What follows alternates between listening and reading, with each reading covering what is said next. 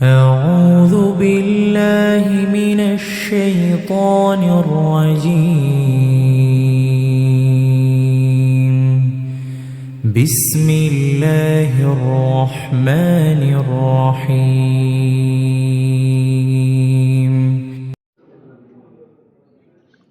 السلام عليكم ورحمة الله وبركاته.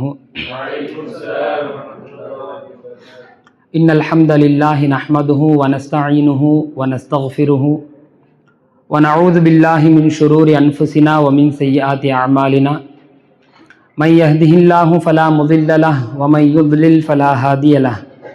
وأشهد أن لا إله إلا الله وحده لا شريك له وأشهد أن محمدا عبده ورسوله أما بعد. அன்பான இஸ்லாமிய சொந்தங்களே, அல்லாஹுடைய அருளால் நபிமார்களுடைய வரலாறு என்ற தொடரை இந்த அல் ஜல்சத்துல் அஹீரா என்ற தொடரின் மூலமாக நாம் இன்ஷா அல்லாஹ் பார்க்க இருக்கிறோம். நபிமார்களின் வரலாறு, அதற்குள் நாம் செல்வதற்கு முன்னால் ஃபர்ஸ்ட் வரலாற்றின் முக்கியத்துவத்தை குறிப்பாக நீங்கள் எல்லாம் தெரிந்து கொள்ள வேண்டும். வரலாறுன்னு சொன்னால், ஃபார் எக்ஸாம்பிள் பாருங்கள், இப்போ படிக்கக்கூடிய மாணவர்கள் கூட யாராவது வரலாறு சப்ஜெக்ட் எடுத்தாங்கன்னு சொன்னால் அது படிக்காதவன் எடுக்கிற சப்ஜெக்ட் அப்படின்னு ஒதுக்கி வைக்கப்பட்ட ஒரு துறையாகத்தான் இன்று வரலாற்று துறை பார்க்கப்படுகிறது. உண்மையா இல்லையா? இங்கே உட்கார்ந்து இருக்கிறவங்கள்ட்டையே நான் கேட்குறேனே, எத்தனை பேர் ஹிஸ்ட்ரி குரூப் எடுத்திருக்கீங்க? சயின்ஸ் குரூப்பு மாஷா அல்லாஹ். Maths group, history group. அது காரணம் பாருங்க, இயல்பிலேயே நீ சயின்ஸ் குரூப் எடுத்திருக்கிறியா, ஒருவேளை நீ படிப்பபில் இருக்கு. மேக்ஸ் குரூப் எடுத்திருக்கியா, படிக்கிற பையன்பா. ஹிஸ்ட்ரி குரூப்பா, சரி அந்த படிப்பெல்லாம் வரலபிள் இருக்கு, அதனால தான் நீ ஹிஸ்ட்ரி குரூப் எடுத்திருக்க. இப்படிங்கிற ஒரு தாட் இருக்கே, இப்படிங்கிற ஒரு எண்ணம் இருக்கே. இயல்பிலேயே இந்த வரலாற்றை படிப்பது இல்லாதவங்க படிக்கிறது, அந்த படிப்பு வராதவங்க அந்த சப்ஜெக்ட் எடுக்கிறது, இப்படின்னு ஒதுக்கி வைக்கப்பட்ட ஒரு துறையாகத்தான் பெரும்பாலும் பார்க்கப்படுகிறது. ஆனால் மார்க்கம் இந்த வரலாற்றை மிக சிறந்த படிப்பினை பெறக்கூடிய அற்புதமான துறை என்று அறிமுகப்படுத்துகிறது. முதல்ல வரலாற்றை நாம் எதற்காக கற்க வேண்டும், தெரிந்து கொள்ள வேண்டும் என்ற முக்கியத்துவத்தை இன்ஷா அல்லாஹ் நாம பார்ப்போம். ஏன் இதை சொல்றேன்னா, கடந்த காலத்தில் வாழ்ந்த மனிதர்கள் தற்போது நிகழ்காலத்தில் வாழக்கூடிய நம்மை போன்ற மனிதர்களுக்கும் எதிர்காலத்தில் இன்ஷா அல்லாஹ் வாழவிருக்கிற மனிதர்களுக்கும் விட்டு சென்ற மிகச்சிறந்த படிப்பினைகளின் தொகுப்பு தான் வரலாறு. அதை முதல்ல நாம விளங்கிக்கணும். வெறுமனே வரலாற்றை ஏதோ கதையாக படித்தோம், ஏதோ டைம் பாஸுக்காக வரலாற்றை படித்தோம் என்று வரலாற்றை நம்மால் கடந்து சென்று விட முடியாது. காரணம், கடந்த காலத்தில் வாழ்ந்த எல்லா மனிதர்களுடைய நல்ல விஷயங்களை எல்லாம் நம் வாழ்க்கையில் அப்ளை செய்வதற்கு மிகச்சிறந்த பாடம், படிப்பினை வரலாற்றிலிருந்து தான் கிடைக்கும். அதுபோல கடந்த கால மனிதர்களுடைய தவறுகள், அவர்கள் செய்த பாவங்கள், அதையெல்லாம் வரலாற்றின் மூலமாகத்தான் நம்மால் தெரிந்து கொள்ள முடியும். அப்படி வரலாற்றை தெரிந்து கொண்டால் அந்த பாவத்தையோ அந்த தவறையோ நாம் செய்யாமல் தவிர்ந்து கொள்வதற்கு இந்த வரலாறு நமக்கு உதவும். ஆக ஆரம்பத்தில் ஒரு முன்னுரையாக இந்த வரலாற்றின் முக்கியத்துவத்தை நாம தெரிஞ்சுக்கிட்டோம். குரான்ல கூட பாருங்க, அல்லாஹ் இந்த நபிமார்களின் வரலாறுகள் மட்டுமல்ல, பொதுவாகவே சட்டங்கள் சொல்லக்கூடிய ஆயத்துக்களை எல்லாம் எடுத்துக்கொண்டால் வரலாற்றை சொல்லக்கூடிய ஆயத்துகளுக்கும் அல்லாஹ் தஆலா குரானிலே மிகப்பெரிய முக்கியத்துவத்தை தரத்தான் செய்கிறான். யோசிச்சு பாருங்க, எந்த சூறாவை நீங்கள் எடுத்துக்கொண்டாலும் அதுல வெளிரங்கமாகவோ அல்லது உள்ரங்கமாகவோ வரலாறுங்கிறது பெரும்பாலும் உள்ள இருக்கும். ஃபார் எக்ஸாம்பிள் பாருங்க, அல்ஹம்து சூராவை நீங்க எடுத்துக்கோங்களேன். அல்ஹம்து சூரா ஓதுங்க. அல்ஹம்துலில்லாஹி ரப்பில் ஆலமீன். அகிலங்களை படைத்து நிர்வகிக்கக்கூடிய ரப்பாக இருக்கக்கூடிய அல்லாஹ்விற்கே எல்லா புகழும். முடிஞ்சா அடுத்து, அவன் அளவற்ற அருளாளன், நிகரற்ற அன்புடையோன். நெக்ஸ்ட், அவன் தான் தீர்ப்பு நாளுடைய அதிபதி, அரசனாக இருக்கிறான். அடுத்து, இங்க இருந்து துஆ ஸ்டார்ட் ஆகுது. நம்ம கேட்கிற மாதிரி துஆ, உன்னையே நாங்கள் வணங்குகிறோம், உன்னிடமே நாங்கள் உதவி தேடுகிறோம். அடுத்து, இஹ்தினஸ் ஸிராத்தல் முஸ்தகீம், யா அல்லாஹ் நேரான வழியில் எங்களை நீ நடத்துவாயாக. அடுத்து சிராத் அல்லதீன அன்அம்த அலைஹிம், யா அல்லாஹ் இதுக்கு முன்னாடி நீ நேரான வழியில ஒரு சில பேரை நடத்தி இருக்கிற ஹிஸ்டரி அல்லாஹ் சொல்ல வர்றான். புரியுதா உங்களுக்கு? அது வெளிரங்கமா இல்லைன்னாலும் ஒரு மறைமுகமா முன்னால் நீ யார் யாருக்கெல்லாம் அருள் செய்திருக்கிறாயோ, நேரான வழியில் நடத்தி இருக்கிறாயோ, அப்படிப்பட்டவர்களுடைய அந்த பாதையை எங்களுக்கு காட்டுவாயாக. இதுல ஒரு வரலாறு அடங்கியிருக்கா? அடுத்து ஓதுங்க. வைரில் மக்தூபி அலைஹிம், யா அல்லாஹ் நீ யாரின் மீது கோபப்பட்டாயோ உன்னுடைய கோபத்திற்கு ஆளானவர்களுடைய அந்த வழியை எங்களுக்கு காட்டாதே. இதுல இன்னொருத்தருடைய ஹிஸ்டரி அடங்கியிருக்கு. அது என்னங்கிறத தஃசீர்கள்ல நீங்க இன்ஷா அல்லாஹ் அந்தந்த பாடங்கள்ல நீங்க படிக்க போறீங்க. நம்ம இப்ப சொல்ல வர்றது பாருங்க, இந்த குர்ஆனுடைய ஆரம்ப சூறாவாக இருக்கிற அல்ஹம்து சூரா ஃபாத்திஹாவிலேயே மறைமுகமாக அல்லாஹ் கிட்டத்தட்ட 3 வரலாறுகளை பேசுகிறான். இரண்டாவது வரலாறு கைரில் மக்தூபி அலைஹிம். அடுத்து யா அல்லாஹ் வழி தவறியவர்கள் இதுக்கு முன்னாடி இருந்தாங்க, உன்னுடைய வழியிலிருந்து தவறிட்டாங்க, அந்த அவர்களுடைய பாதையையும் எங்களுக்கு காட்டிராத. யாரையெல்லாம் நீ நேர்வழிப்படுத்தினாயோ அப்படிப்பட்ட உன்னுடைய அருள் பொருந்தியவர்களுடைய அந்த பாதையை எங்களுக்கு காட்டு என்பதாக ஆரம்ப சூறாவிலேயே வரலாற்றை பற்றி அல்லாஹ் பேசுகிறான். முதல்ல அதை நாம விளங்கிக்கணும். அது மட்டுமல்ல, குர்ஆன்ல நிறைய இடங்களை நீங்க எடுத்து பார்த்தீங்கன்னா ஸல்லல்லாஹு அலைஹி வஸல்லம் அவர்களை வரலாற்று அவர்களுக்கு சொல்லுங்க, வரலாற்றை சொல்லுங்க. அல்லாஹ் சொல்வது மட்டுமல்லாமல் ரசூலுல்லாஹ்வை சொல்றான், வரலாறு கத்துக் கொடுங்கிறான். நான் உங்களுக்கு கத்துக் கொடுத்த வரலாற்றை நீங்கள் அவர்களுக்கு வரலாற்று பாடம் எடுங்கள்னு சொல்றான். ஃபக்ஸுஸில் கஸஸ லஅல்லஹும் யதஃபக்கரூன்னு குர்ஆன்ல அல்லாஹ் சொல்றான்.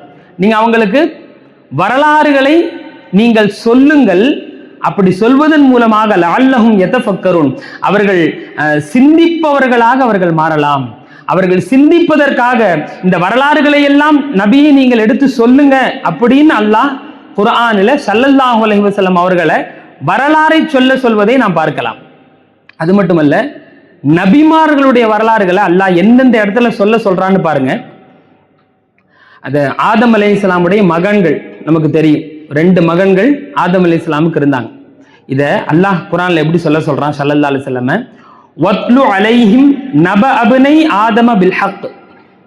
நபியே, ஆதம் அலைஹிஸ்ஸலாம் அவர்களுடைய 2 மகன்களுடைய அந்த உண்மை வரலாற்றை நீ அவர்களுக்கு சொல்வாயாக, ஓதி காண்பீங்க அப்படிங்கிறான். இது கர்ரபா குர்பானன் ஃபதுகுப்பில மின் அஹதிஹிமா, அவர்கள் இருவரும் இறை நெருக்கத்தை பெறுவதற்குண்டான ஒரு அமல, ஒரு குர்பானிய அல்லாஹ்விடத்துல அந்த அமலை செய்தார்கள். ஃபதுகுப்பில மின் அஹதிஹிமா, அந்த இருவரில் ஒருவருக்கு மட்டும்தான் அந்த அமல் அல்லாஹ்விடத்திலே ஏற்றுக்கொள்ளப்பட்டது. வலம் யுத்தகப்பல் மினல் ஆகர், இன்னொருவரிடமிருந்து அது ஏற்றுக்கொள்ளப்படவில்லை அப்படின்னு சொன்ன உடனே ஏற்றுக்கொள்ளப்படாம இருந்தார்ல அந்த நபர், அவர் சொன்னார், காலல் அக்குத்துலன்னக், டேய் உன்னைய மட்டும் அல்லாஹ் ஏத்துக்கிட்டு என்னை ஏத்துக்காம விட்டுட்டானே, அக்குத்துலன்னக், உன்னை நான் கொல்ல போறேன்டார், உன்னை நான் கொன்றுவேன் அப்படின்னு சொன்னார். உடனே அல்லாஹ் யாரை ஏற்றுக்கொண்டானோ, யாருடைய அமலை அல்லாஹ் கபூல் செய்தானோ அவர் சொன்னார், கால இன்னமா யதகப்பலுல்லாஹு மினல் முத்தகீன், எப்பா அல்லாஹ் ஏற்றுக்கொள்வதெல்லாம் தக்வா உள்ளவங்கள்ட்டேருந்து மட்டும்தான். அல்லாஹ் ஏத்துக்கிறது நான் நீங்கிறத பொறுத்து இல்லை, யாரிடத்திலே அல்லாஹ் தக்வா பார்க்கிறானோ, யாரிடத்திலே இறை அச்சம் இருக்கிறதோ அவரிடமிருந்துதான் அல்லாஹ் அமல்களை ஏற்றுக்கொள்கிறான் என்று ஆரம்பமான அந்த ஏற்றுக்கொண்ட அல்லாஹ் யாருடைய அமலை ஏற்றுக்கொண்டானோ அந்த நபர் சொன்னார் என்பதாக குர்ஆன்ல இருக்கு. இப்ப பாருங்க, இந்த வரலாற்றை நபியே நீ சொல்லுங்கன்னு அல்லாஹ் குர்ஆன்ல சொல்றான். இதே மாதிரி வத்லு அலைஹிம் எத்தனை இடத்துல சொல்றான் பாருங்க. நூஹ் அலைஹிஸ்ஸலாம் அவங்களுடைய வரலாற்றை பத்தி அல்லாஹ் சொல்லும்போது வத்லு அலைஹிம் நபஅ நூஹ், நபியே நூஹ் அலைஹிஸ்ஸலாம் அவர்களுடைய வரலாற்றை அவர்களுக்கு நீ ஓதி காட்டுவீராக. யோசிச்சு பாருங்க, எத்தனையோ சட்டங்கள் குர்ஆன்ல இருக்கத்தான் செய்து, அதையும் தாண்டி அல்லாஹ் வரலாற்று சொல்லுங்கன்னு சொல்வதில் மிகப்பெரிய படிப்பினை இருக்கு. அதை இன்ஷா அல்லாஹ் பின்னாடி நாம பார்ப்போம். இப்ப நூஹ் அலைஹிஸ்ஸலாம் அவர்களுடைய வரலாற்றை நீங்கள் ஓதி காட்டுங்க. இது காலலி கௌமிஹி, அவர் தன்னுடைய கூட்டத்திரத்திலே சொன்னார், யா கௌமி, என்னுடைய கூட்டமே, இன்கான கபுர அலைக்கும் மகாமி வ தத்கீரி, நான் உங்ககிட்ட நபியாக இருக்கிறேனே, இப்படி நபியாக நான் வந்திருப்பது, வ தத்கீரி பி ஆயாத்தில்லா, அல்லாஹ்வுடைய அத்தாட்சிகளை எல்லாம் நான் உங்களுக்கு நினைவுபடுத்துறேனே, அப்படி நினைவுபடுத்துவது உங்களுக்கு பாரமாக இருந்துச்சுன்னா, சிரமமாக இருந்துச்சுன்னா, நான் ஃபஅலல்லாஹி தவக்கல்து, அல்லாஹ்வையே நான் முழுமையாக தவக்கல் வைத்திருக்கிறேன். ஃபஅஜ்மிஉ அம்ரக்கும், நீங்க ஒண்ணு கூடிக்கோங்க, உங்களுடைய காரியங்களை எனக்கு எதிராக நீங்கள் தீட்டிக் கொள்ளுங்கள். வஷுரகாக்கும், உங்களுடைய அந்த நீங்க இணை வைக்கிறீங்கல்ல அந்த தெய்வங்கள், அது இது யாரை கூப்பிடணுமோ கூப்பிட்டுக்கோங்க, கூப்பிட்டு எனக்கு எதிராக நீங்கள் திட்டம் போடுறதா இருந்தா போட்டுக்கோங்க, எனக்கு அல்லாஹ் இருக்கிறான்னு யார் சொன்னா? நூஹ் அலைஹிஸ்ஸலாம் அவர்கள் சொன்னார்கள். அந்த வரலாற்று நபியை நீங்க ஓதி காட்டுங்கிறான், உங்களுடைய சமுதாயத்திற்கு ஓதி காட்டுங்கன்னு சொல்றான். அது மட்டுமல்ல, இப்ராஹிம் அலைஹிஸ்ஸலாம் அவர்களுடைய வரலாற்றையும் அல்லாஹ் ஓதி காட்ட சொல்றான். பாருங்க, வத்லு அலைஹிம் நபஅ இப்ராஹிம், இப்ராஹிம் அலைஹிஸ்ஸலாம் அவர்களுடைய அந்த வரலாற்றை நீ அந்த மக்களுக்கு சொல்வாயாக அல்லாஹ் சொல்லிட்டு, இந்த காலலி அபீஹி வ கௌமிஹி மா தஅபுதுன், அவர் தன்னுடைய தந்தையிடத்திலும் அவர்களுடைய கூட்டத்திடத்திலும் மா தஅபுதுன், நீங்க என்னத்தை வணங்கிக்கிட்டு இருக்கீங்க அப்படின்னு கேட்டார். உடனே அவங்க பதில் சொன்னாங்க. உடனே இவர் ரத்து கொடுத்தாங்க. யார்? இப்ராஹிம் அலைஹிஸ்ஸலாம் அந்த அவங்களுடைய பதிலுக்கு ரத்து கொடுத்தாங்க. இப்படிங்கிற வரலாற்றை தொடர்ந்து அல்லாஹ் நபியே நீங்க வரலாற்றை சொல்லுங்கன்னு சொல்றான். இல்ல கூடுதல் தகவல் என்ன தெரியுமா? ரசூலுல்லாவை பார்த்து வரலாற்றை நீங்க சொல்லுங்கன்னு சொன்னது மட்டுமல்ல, அல்லாஹ் நேரடியாவே நானே பல வரலாறை சொல்ல போறேன்னு அறிவிக்கிறான். நான் இப்ப வரலாறு சொல்ல போறேன் அப்படின்னு அல்லாஹ் நிறைய வரலாற்றை சொல்றான். பாருங்க, உதாரணத்துக்கு பாருங்க, அல்லாஹ் குர்ஆன்ல சொல்றான், நஹ்னு நகுஸ்ஸு அலைக அஹ்ஸனல் கஸஸி பிமா அவ்ஹைனா இலைக ஹாதல் குர்ஆன்.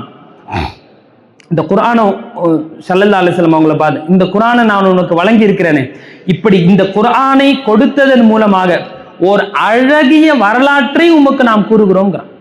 ஒரு அழகிய வரலாற்றை இப்போது உமக்கு நாம் கூறுகிறோம். அந்த வரலாறு என்ன நமக்கு தெரியும், நபிமார்களுடைய வரலாற்றை அப்படி தொடர்ந்து சொல்றான். இப்படி யூசுப் அலைஹிஸ்ஸலாமுடைய வரலாற்றை ஆரம்பிப்பான். சுப்ஹானல்லாஹ் சுப்ஹானல்லாஹ். அந்த வரலாற்றை நீங்க படிச்சு பாருங்க, அந்த வரலாற்றுக்குள்ள அப்படியே நம்ம போன மாதிரியே இருக்கும்.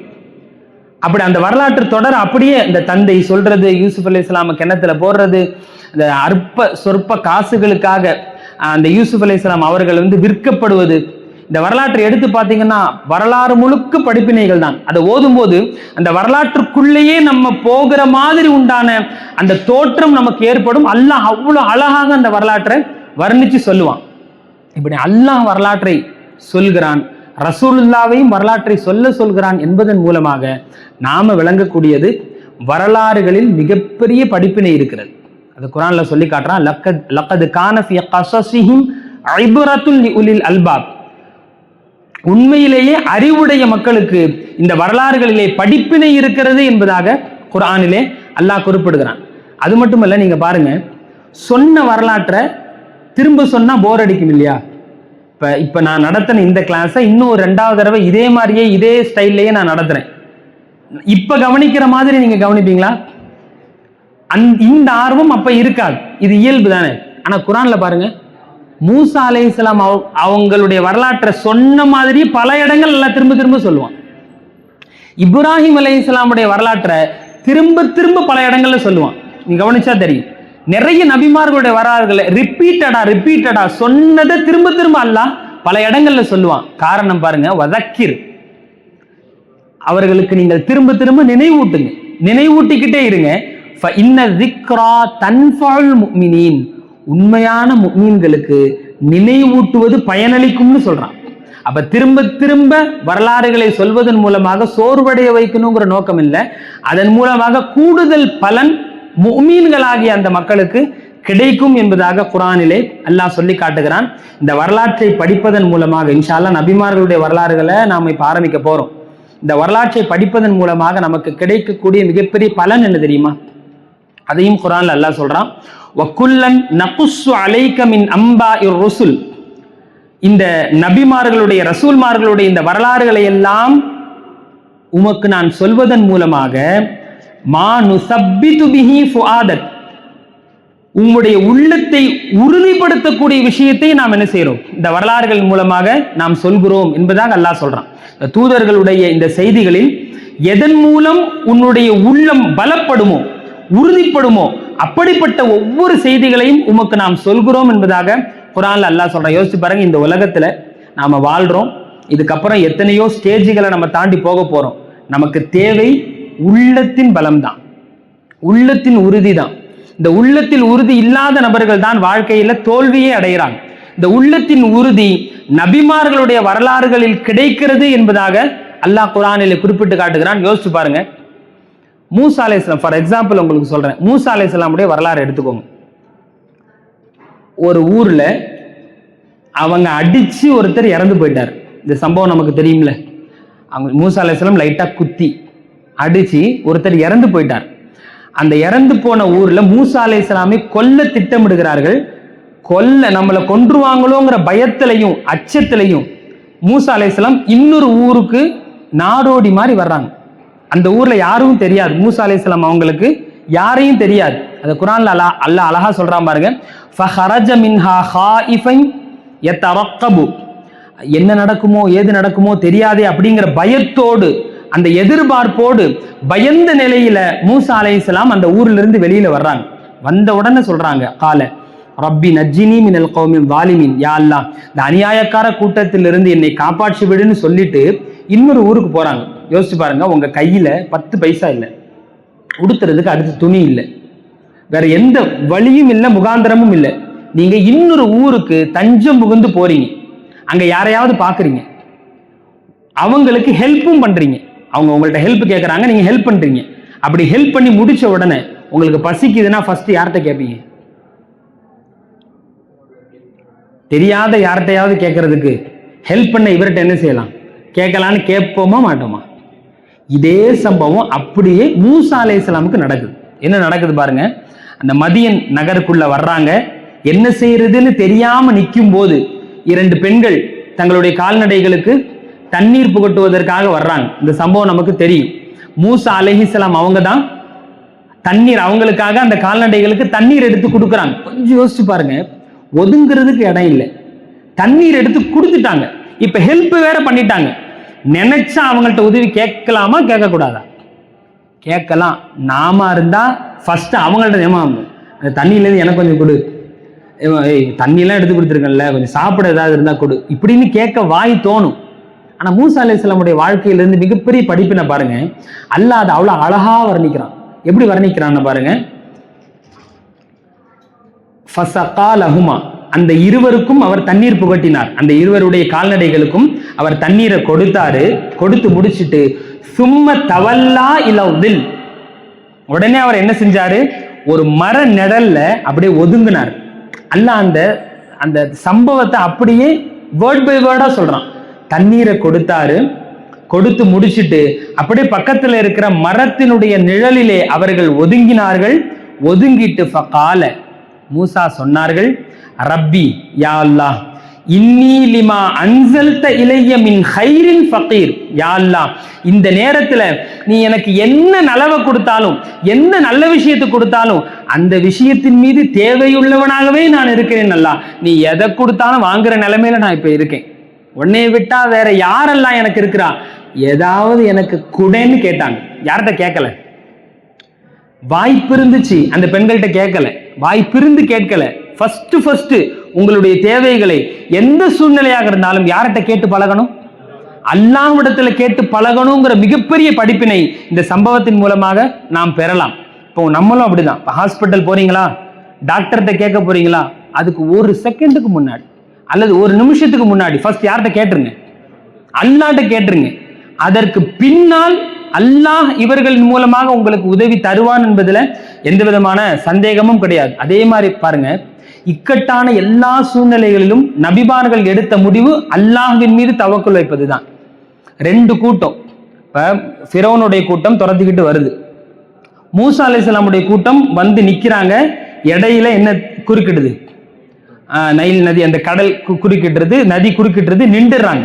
அப்ப பாருங்க, ஃபலம்மா தரா அல் ஜம்ஆனி கால அஸ்ஹாபு மூசா இன்னால முதுரகுன், மூசாவுடைய கூட்டம் எல்லாம் சொன்னாங்க, மூசா இன்னால முதுரகுன், மாட்டிக்கிட்டமே மூசா, அட அகப்பட்டு கொண்டு பிடிபட்டமே, இத வர்றாங்களே, இந்த தண்ணியை தாண்டி எங்க போறோம்? கொஞ்சம் யோசிச்சு பாருங்க. அதுக்கு முன்னாடி வரைக்கும் அதே கம்பு மூசா அலைஹிஸ்ஸலாம் கையில இருந்துச்சா இல்லையா? அந்த கம்பை தூக்கி போட்டா அந்த கம்புக்கு ஏதோ ஒரு பவர் அல்லாஹ் கொடுத்துருக்கிறாங்கிறது விளங்குச்சா இல்லையா? அந்த கம்பு தான், அதை அடிச்சா கல் என்ன செய்யுது? பொளந்து தண்ணி வருது. அந்த கம்பு தான், அந்த கம்பை தூக்கி போட்டா என்னவா மாறுது? பாம்பா மாறுது. அப்ப வித்தியாசமா இந்த கம்பு ஏதோ ஒரு மேஜிக் மாதிரி அல்லாஹ் இதுக்கு ஒரு மோஜிசாவை கொடுத்திருக்கிறான், பண்ணுதுன்னு தெரியுது, தெளிவா தெரியுது. ஆனால் உண்மையிலேயே இந்த கம்புக்கு ஆற்றல் இருக்குன்னு யாரும் நம்பவே இல்லை. மூசா அலைஹிஸ்ஸலாம் நம்பவே இல்லை, வெயிட் பண்றாங்க. அவங்க சொன்ன பதில் என்ன? கால கல்லா, நீங்க நினைக்கிற மாதிரிலாம் இல்லை, இன்ன மஅய்ய ரப்பி, என்னோட அல்லாஹ் இருக்கிறான், சயஹதீன், எனக்கு அல்லாஹ் நேர்வழி காட்டுவான் அப்படின்னு சொன்னாங்க. பாருங்க, அல்லாவை தவக்கல் வைத்ததால் இப்ப அல்லாஹ் தான் சொல்றான் அந்த கம்பை கொண்டு அடிங்கிறான். இந்த கம்பு மேல யாருக்கு நம்பிக்கை இல்லை? மூசா அலைஹிஸ்ஸலாமுக்கு சுத்தமா நம்பிக்கை இல்லை. ஏன்? அல்லாஹ் வேற எதையாவது கொண்டு அடிக்க சொன்னா அது கொண்டு தான் அடிச்சிருப்பாங்க. அப்ப மூசா அலைஹிஸ்ஸலாமுடைய தக்வாவை பாருங்க, அவங்களுடைய தவக்குல பாருங்க. இதன் மூலமாக நமக்கு கிடைக்கிற படிப்பினை, நீங்க இக்கட்டான சூழ்நிலையில எந்த சூழ்நிலையில மாட்டிக்கிட்டாலும் நம்ம அல்லாவை மட்டும் மறக்காம அல்லாவை அழைத்தால் அவன் பதில் கொடுக்க தயாராக இருக்கிறான் அப்படிங்கிற மிகப்பெரிய படிப்பினையை இந்த மூசா அலைஹிஸ்ஸலாம் அவங்களுடைய வரலாற்றின் மூலமாக நாம் தெரிந்து கொள்ளலாம். அது மட்டுமல்ல, ஜக்கரியா அலைஹிஸ்ஸலாமுடைய வரலாற்றை எடுத்துக்கோங்க.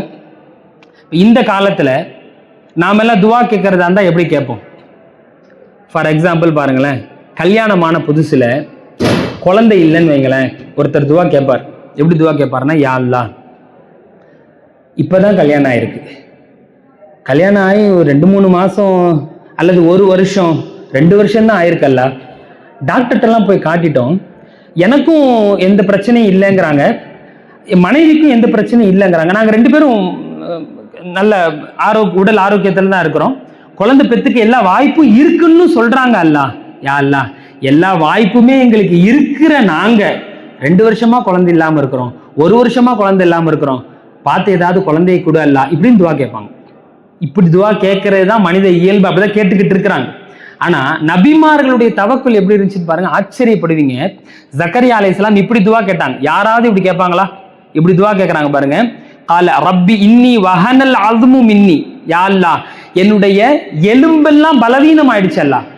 அப்படின்னா என்ன? ரொம்ப வயசாயிட்டேன், வயசு ரொம்ப முதிர்ந்து என் எலும்பெல்லாம் பலவீனம் ஆயிடுச்சு.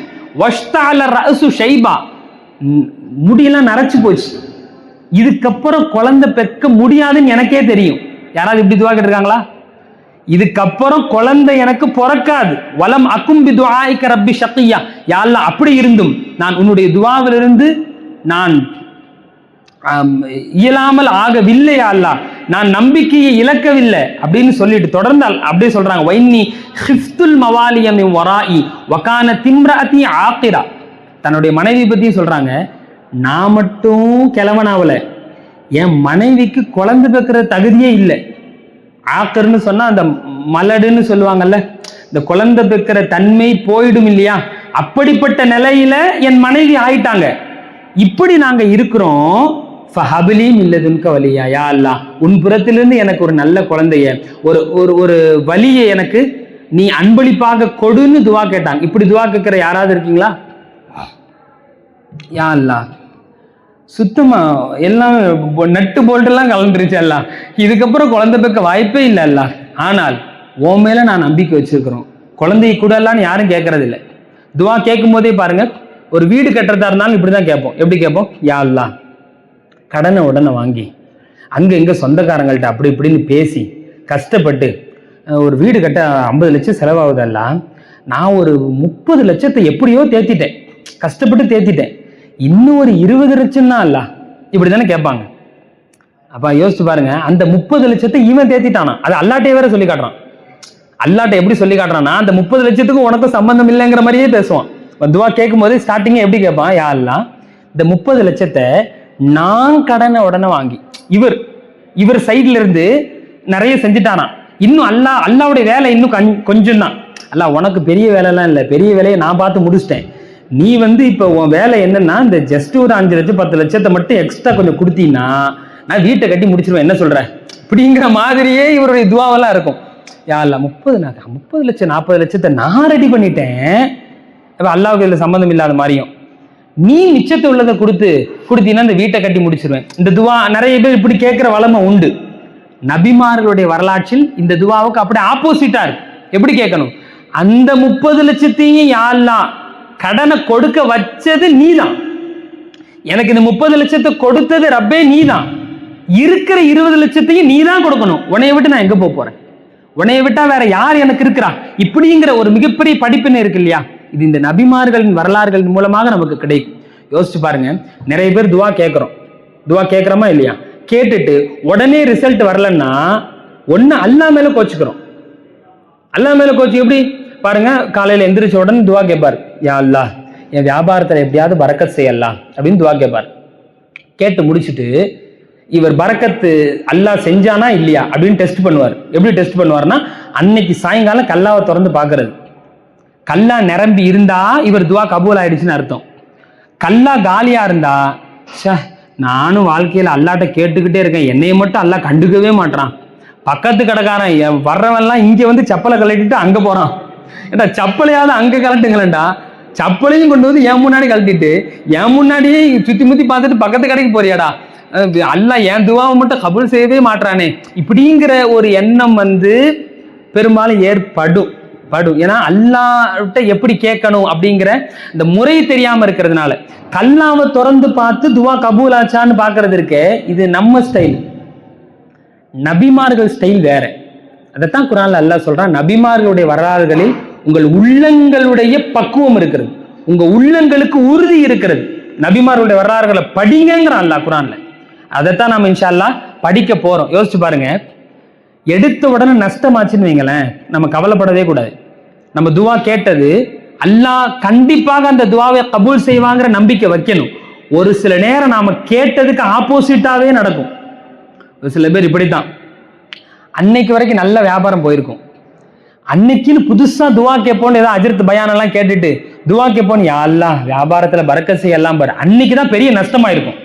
முடிவெடுத்துருவாரு, துவா கேட்காம இருந்த வரைக்கும் ஓரளவாவது வந்துட்டு இருந்துச்சு, எப்ப நான் துவா கேட்க ஆரம்பிச்சேன்னா இருக்கிறது வரமாட்டேங்குது, இதுக்கப்புறம் துவா மட்டும் கேட்டக்கூடாதுரா, இருக்கிற வியாபாரத்தையாவது காப்பாத்திக்கணும், அல்லாட்ட துவா மட்டும் கேட்ட, இப்படி முடிவெடுத்துருவாங்க. அப்படி செய்யக்கூடாது. ஃபார் எக்ஸாம்பிள் பாருங்க, ஸல்லல்லாஹு அலைஹி வஸல்லம் காபாவில் தொழுதுகிட்டு இருக்கிறாங்க. தொழுதுகிட்டு இருக்கும்போது அபூஜஹல் உட்பட குறிப்பிட்ட டீம் சேர்ந்து ஒட்டகத்தினுடைய அந்த கருவை சுத்தி உள்ள அந்த ஜவ்வு பகுதி, அந்த கழிவுகள் எல்லாம் சேர்ந்து ரசூலுல்லாஹ்வுடைய முதுகுல போட்டாங்களா இல்லையா? ரசூலுல்லாஹ் எந்திரிக்கவே இல்லையே. இந்த வரலாறு உங்களுக்கு தெரியத்தானே செய்யும். எந்திரிக்கல, அப்படியே இருக்கிறாங்க. ஃபாத்திமா ரலியல்லாஹு அன்ஹா தான் வந்து என்ன செய்யறாங்க, ரசூலுல்லாவை தூக்கி விடுறாங்க, அந்த கழிவுகள்லாம் எடுத்துட்டு ரசூலுல்லாவை நிமித்துறாங்க. அப்பதான் ரசூலுல்லாஹ் எந்திரிக்கிறாங்க. யோசிச்சு பாருங்க, ரசூலுல்லாஹ் அந்த நேரத்துல ஒரு துவா கேட்டாங்க. என்ன துவா கேட்டாங்க? அல்லாஹும்ம அலைக்க பி அபீ ஜஹல், யா அல்லாஹ் உன்னைய தொழுதுகிட்டு இருக்கும்போது இந்த மாதிரி என்ன அவமானப்படுத்திட்டாங்களே, யா அல்லாஹ் இந்த அபூ ஜஹலை நீ விட்டுறாத அல்லான்னு துவா கேட்டாங்க. வலைக்க பி உத்பா, யா அல்லாஹ் உத்பாவை விட்டுறாத அல்லான்னு துவா கேட்டாங்க. வ ஷைபா, ஷைபாவை விட்டுறாத அல்லாஹ். வல் வலீத் பின் உத்பா, வலீதை விட்டுறாத அல்லாஹ். வ உமையா, உமையாவை விட்டுறாத அல்லாஹ். வ உக்பா, உக்பாவை விட்டுறாத, பேரு சொல்லி சொல்லி கேட்டாங்க. யா அல்லாஹ் இவனை விட்டுறாத, இவனை விட்டுறாத, இவனை விட்டுறாத, இவனை விட்டுறாத, எல்லாரையும் முடிச்சிடலாம். இப்படி துவா கேட்டாங்களா இல்லையா? யோசிச்சு பாருங்க, அல்லாஹ் துவாவை கபூல் செய்யணும். யாரோட துவா இது? ரசூலுல்லாஹ்வோட துவா. அல்லாஹ் துவாவை உடனே கபூல் செய்யணுமா செய்யக்கூடாதா? அல்லாஹ் என்ன செஞ்சான்? இவங்க துவா கேட்டு கொஞ்ச நாள்ல அவங்கெல்லாம் சேர்ந்து ரசூலுல்லாஹ் விரட்டி விட்டானோ. எதை விட்டு விரட்டி விட்டானோ? மக்காவை விட்டு விரட்டிட்டானோ. யோசிச்சு பாருங்க, துவா கேட்டது யார் அழியணுண்டு? அபூ ஜஹல் அழியணும்னு துவா கேட்டாங்க. நடக்கிறது என்ன நடக்குதுமா? ரசூலுல்லாஹ் விரட்டி விட்டாங்க. ஆப்போசிட்டா நடக்குதா? அப்படி ஆப்போசிட். கல்லாவை திறந்தா காலி மாதிரி தான். ரசூலுல்லாஹ் கொஞ்சம் கூட கலங்கவே இல்லை. துவா கபூல் ஆகும் தான், கொஞ்சம் லேட் ஆகும். அல்லாஹ்வுடைய ஸ்டைலே வேற, அல்லாஹ்வுடைய சுன்னாவே வேற. அதை நம்ம புரிஞ்சுக்கிறதே இல்லை. சரி, அப்படியே வெளியில போனாங்க. வெளியில போனா சும்மா கிடையாது, இவங்க கம்மியான நபர்கள் தான். எத்தனையோ இடத்துல அங்க சவுறு கொகையில போய் தங்கி மறைஞ்சு மறைஞ்சி என்ன செய்வாங்க, இஸ்லாத்துக்கு ஆபத்தாயிடுமோ, பத்ர்ல கஷ்டப்படுறாங்களே, யாரெல்லாம் இப்ப மட்டும் நான் ஜெயிக்கலன்னா மார்க்கமே இருக்குமா அப்படிங்கிற சந்தேகம் ஏற்படுற அளவுக்கு கஷ்டப்பட்டாங்க. ஆனா பாருங்க, அல்லாஹ் துவாவை எப்படி கபூல் ஆக்குறான், ஆச்சரியமா இருக்கு. இந்த சஹாபி அறிவிக்கிறாங்க, பத்ர் போர்ல ஸல்லல்லாஹு அலைஹி வஸல்லம் யார் யாரெல்லாம் இந்த காபாவுக்கு முன்னாடி நின்று அழியணும், இவங்களெல்லாம் பார்த்துக்கொள்ளான்னு துவா செஞ்சாங்களோ அத்துணை நபர்களும் அந்த பத்ர் பாலும் கிணற்றுல உளுந்து பிணமா கடந்ததை நான் கண்ணால பார்த்தேங்கிறாங்க. யோசிச்சு பாருங்க, மக்காவில் இருக்கும்போது ரசூலுல்லாவுக்கு துவாவை அல்லாஹ் கபூல் செஞ்சிருந்தா ரசூலுல்லா 10-11. உண்மையா இல்லையா? ரசூலுல்லாவை அப்ப யாருன்னு தெரியும்? அப்துல்லாவுடைய மகன் முகம்மது, அப்படிதானே அங்க அறியப்பட்டாங்க. அல்லாவுடைய ஸ்டைல பாருங்க. ரசூலே நீங்க துவா கேட்டுட்டீங்க, கொஞ்சம் வெயிட் பண்ணுங்க.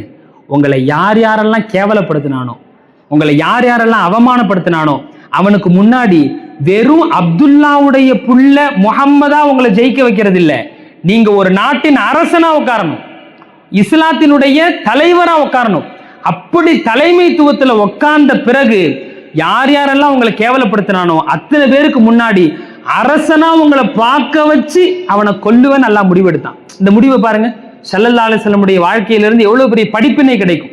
இப்படிப்பட்ட இந்த படிப்பினை எல்லாம் நபிமார்களுடைய வரலாறுகளிலிருந்து இன்ஷா அல்லாஹ் நமக்கு கிடைக்கும். ஆரம்பமாக அடுத்த தொடரில் இன்ஷா அல்லாஹ் நம்ம ஆதம் அலைஹிஸ்ஸலாம் அவர்களுடைய வரலாற்றில் ஆரம்பித்து ஒவ்வொரு நபிமார்களா குர்ஆன் சுன்னாவில் எந்தெந்த நபிமார்கள் எல்லாம் தெளிவாக சொல்லப்பட்டிருக்கிறதோ அந்த நபிமார்களுடைய வரலாறுகளை வரிசையாக பார்த்து கடைசியாக நம்முடைய நபிகள் நாயகம் ஸல்லல்லாஹு அலைஹி வஸல்லம் அவர்களுடைய வரலாற்றை சொல்லி இந்த தொடரை இன்ஷா அல்லாஹ் நாம முடிக்கலாம். இன்ஷா அல்லாஹ் அடுத்த தொடரில் பார்க்கலாம். வா ஆகிரு தஅவானா அல்ஹம்துலில்லாஹி ரப்பில் ஆலமீன். அஸ்ஸலாமு அலைக்கும் வரஹ்மத்துல்லாஹி வபரகாத்துஹு.